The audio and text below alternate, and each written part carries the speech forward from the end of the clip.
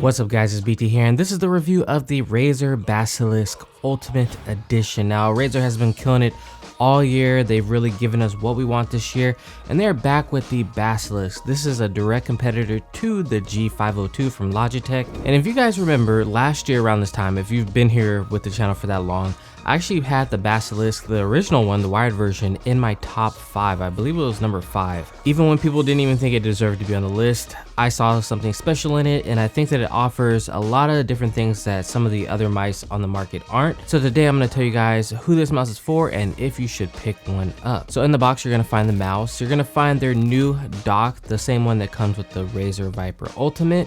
Also in the box, they've included a speed flex cord. This is a paracord type cord, so if you do need to charge this while playing, you have an amazing cord as well that's not going to be all stiff and rubberized and things like that. The weight of this mouse is going to be 106 grams compared to 114 on the G502, and we'll get into what I think about the weight later on and how it feels when you're in game. The dimensions of the mouse are 130 by 75 by 42 millimeters. Now in the middle, I don't really calculate it by that 75 because that just includes a little ledge there. I included by the thumb and the pinky where those will rest, and the space in between those, and that's roughly around 60 or so millimeters. Taking a closer look at the mouse, it's got 11 programmable buttons. It's got the mouse 1 and 2. It's got 2 side buttons. It's got an optional paddle, which you'll find in the box as well. 2 buttons to scroll through your DPI on the top, or if you want to program these, like I said, to something else, you can do that as well. It's got a DPI button on the bottom, a dedicated one, where you can actually see the color indication when you do change them, and you can store up to 5 different DPIs on there. The scroll wheel is also nice because not only can you scroll it, but you can also click it side to side, so you get some buttons there. You also get one when you press it straight down. Another cool feature is on the bottom of the mouse, they have a resistance controller for the scroll wheel, just like on the original one. So you can really tailor the scroll wheel to how you like it. So for those of you guys out there who are really picky about your scroll wheels, I know I see it all the time. It's too loose, it's too clicky, it's too this, it's too that. This one will get rid of all of that. You can have it smooth, you can have it very nice and defined. It's really up to you. Now, some changes that they did do from the original Basilisk to this one, to the Ultimate, is that on the side, they actually changed the rubberized grips. They're no longer these little lines. They're actually textured now, so it feels great in the hand. I actually prefer this over the older one. It's not rough on the hand like the G502. That thing just rubs my hand raw and it's unusable for me.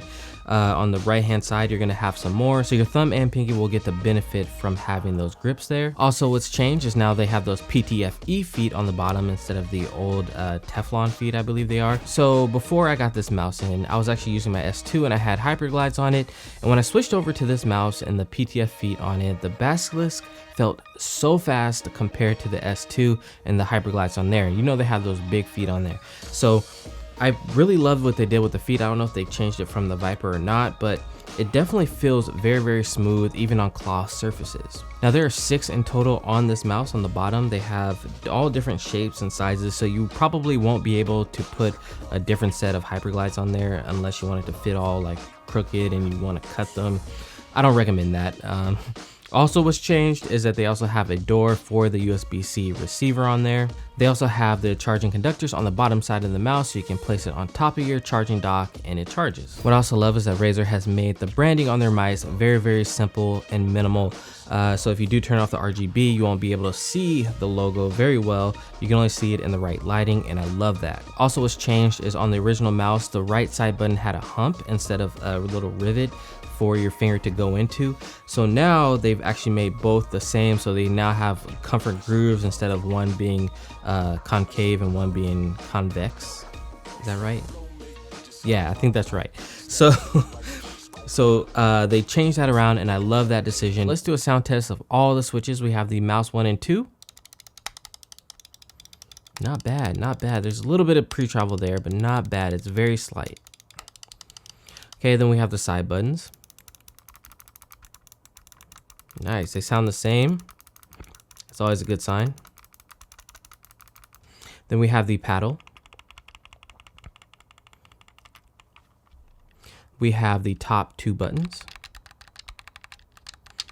We have the side buttons on the scroll wheel. The scroll wheel itself, pressing down. And then we have the resistance. So I'm gonna show you guys, this is that full resistance right here. Then we're gonna slowly release the resistance.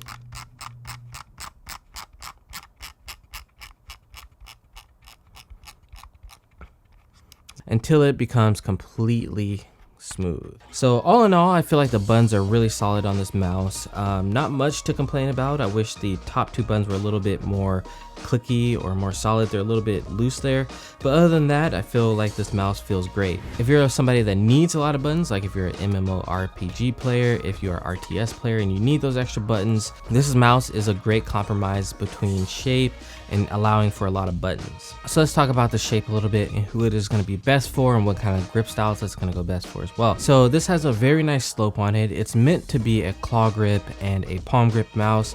You can fingertip grip this mouse, but I don't feel like it's optimal because of this little ledge on the side.